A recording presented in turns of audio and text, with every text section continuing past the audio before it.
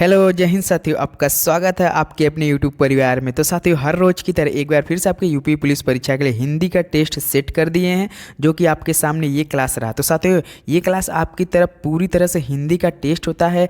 रोज़ सुबह से पढ़िए, शाम में अपना एक 20 नंबर का टेस्ट दीजिए हिंदी के। जैसा कि जानते हैं, आपके यूपी पुलिस परीक्षा में पूरे 38 सवाल आने वाले हैं। तो साथियों, हम रोज़ 20 सवाल करा रहे हैं, आपका टेस्ट ले रहे हैं और उसमें नंबर भी आपको पता चलता है। अपने तरह से अपना बताइए कि 20 नंबर में से माइनस मार्किंग के साथ आपका कितना नंबर आ रहा है। तो साथियों, ये पूरी तरह आपका समझ लीजिए पेपर की तरह हो रहा है, केवल 20 सवाल का। इसमें 7 से 8 मिनट का क्लास चलता है। तो साथ ही इस क्लास में वो सवाल होंगे जो आपके यूपी पुलिस परीक्षा में पिछले वर्षों में हिंदी के सवाल आ चुके हैं। सेम टू सेम वही सवाल हम करा रहे हैं। तो चलिए दोस्तों, इसी के साथ अपना आज का टेस्ट शुरू करते हैं और क्लास भी अपना देखिए। आज का प्रश्न पहला दिया है, स किस प्रकार के व्यंजन है। तो साथियों बताइए, स किस प्रकार के व्यंजन है। तो उष्म व्यंजन है। ऑप्शन भी आपका बिल्कुल राइट ऑप्शन है। तो साथियों, आपको बताना है 20 नंबर में से आपका माइनस मार्किंग के साथ कितना नंबर आ रहा है, आपका कट ऑफ क्या गया है, वो हमें ज़रूर कमेंट में कीजिए। तो चलिए प्रश्न नंबर दूसरे बढ़ते हैं।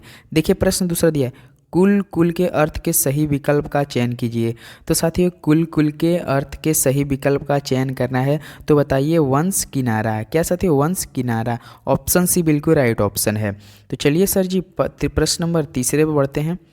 किसी प्रस्ताव का समर्थन करना वाक्यांश के लिए एक शब्द है। तो दोस्तों, किसी प्रस्ताव का समर्थन करना वाक्यांश के लिए एक शब्द क्या होगा। तो इसके लिए एक शब्द क्या होगा, अनुमोदन होगा।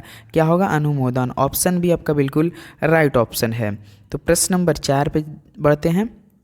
धातु के साथ प्रत्यय का प्रयोग कहाँ होता है। तो बताइए धातु के साथ प्रत्यय का प्रयोग कहाँ पर होता है। तो अंत में होता है। कहाँ होता है, अंत में। ऑप्शन भी आपका बिल्कुल राइट ऑप्शन है। तो चलिए प्रश्न नंबर 5 पे बढ़ते हैं। प्रश्न 5 दिया है, मैं सो चुका हूँ। इस वाक्य में भूतकाल का कौन सा भेद है। तो बताइए, अगर मैं सो चुका हूँ तो इस वाक्य में भूतकाल का कौन सा भेद है। तो बताइए आसन्न भूत है। कौन है, आसन्न भूत है। ऑप्शन सी बिल्कुल राइट ऑप्शन है। तो प्रश्न नंबर 6 देखते हैं। प्रश्न 6 दिया है, राम ने दूध पिया वाक्य में प्रयुक्त वाच्य है। तो बताइए राम ने दूध पिया वाक्य में प्रयुक्त वाच्य है। तो बताइए कौन सा है, कर्तृवाच्य है। क्या है, कर्तृवाच्य। ऑप्शन सी बिल्कुल राइट ऑप्शन है। तो प्रश्न नंबर 7 देखते हैं। प्रश्न 7 दिया, निम्न में से कौन सा शब्द क्रियार्थक संज्ञा के रूप में प्रयुक्त हुआ है। तो बताइए निम्न में से कौन सा शब्द क्रियार्थक संज्ञा के रूप में प्रयुक्त हुआ है।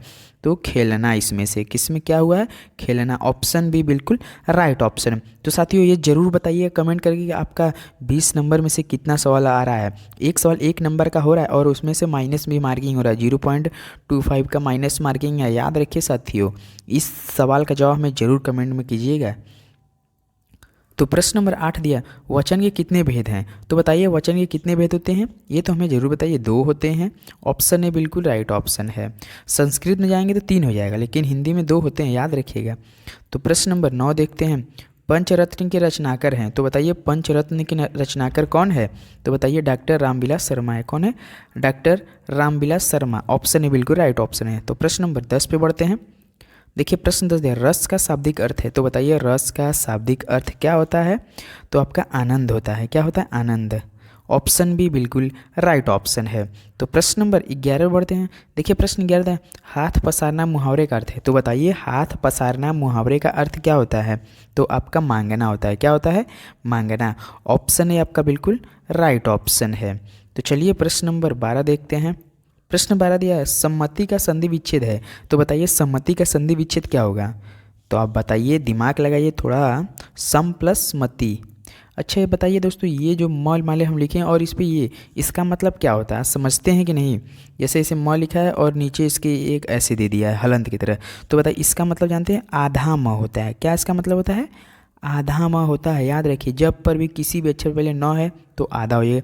मान लीजिए त है तो इसके ऊपर ऐसे आधा त, ये सब प है तो इसके ऐसे दिया, आधा आधा मानते हैं इसे, आधा आधा। याद रखिएगा जरूर। तो चलिए प्रश्न नंबर 13 देखते हैं। संस्करण में प्रयुक्त उपसर्ग है। तो बताइए संस्करण में प्रयुक्त उपसर्ग कौन सा है। तो बताइए कौन सा लगा है, सम लगा है। देखिए इसमें भी आधा म आधा न दोनों में, और ये पूरा पूरा म न है। तो याद रखिएगा दोस्तों, इसका मतलब बहुत जरूरी होता है। ऑप्शन डी बिल्कुल राइट ऑप्शन है। तो प्रश्न नंबर 14 देखते हैं। प्रश्न 14 दिया है, हिंदी में लिंग निर्धारण कितने आधार पर ग्रहण किए जाते हैं? तो बताइए हिंदी में लिंग निर्धारण कितने आधार पर ग्रहण किए जाते हैं? तो पूरे 3। कितने हो सकते हो? 3। ऑप्शन बी आपका बिल्कुल राइट ऑप्शन है। तो प्रश्न नंबर 15 देखते हैं। प्रश्न 15 दिया है, मेरे बचपन के स्मृतियाँ के रचनाकर हैं। तो बताइए मेरे बचपन के स्मृतियाँ के रचनाकर कौन है? तो आपके राहुल सांकृत्यायन है। कौन है? राहुल सांकृत्यायन है। तो ऑप्शन ए बिल्कुल राइट ऑप्शन है। तो चलिए प्रश्न नंबर 16 पे बढ़ते हैं। प्रश्न 16 दिया, मुझे शब्द किस प्रकार का सर्वनाम है? तो बताइए मुझे शब्द किस प्रकार का सर्वनाम है? तो बताइए किस प्रकार का सर्वनाम है? तो आप हमें बताइए उत्तम पुरुष है। क्या है? उत्तम पुरुष। ऑप्शन ए आपका बिल्कुल राइट ऑप्शन है। तो प्रश्न नंबर 17 देखते हैं। चौपाई के प्रत्येक चरण में मात्राएं होती है। तो बताइए चौपाई के प्रत्येक चरण में कितनी मात्राएं होती है? तो आपके होती हैं 16 मात्रा होती है। कितनी होती हैं? 16 मात्रा होता है, जो कि ऑप्शन डी आपका बिल्कुल इसमें राइट ऑप्शन है। तो चलिए प्रश्न नंबर 18 देखते हैं। प्रश्न 18 दिया है, संप्रदान कारक का कारक चिन्ह है। तो बताइए संप्रदान कारक का कारक चिन्ह क्या होता है?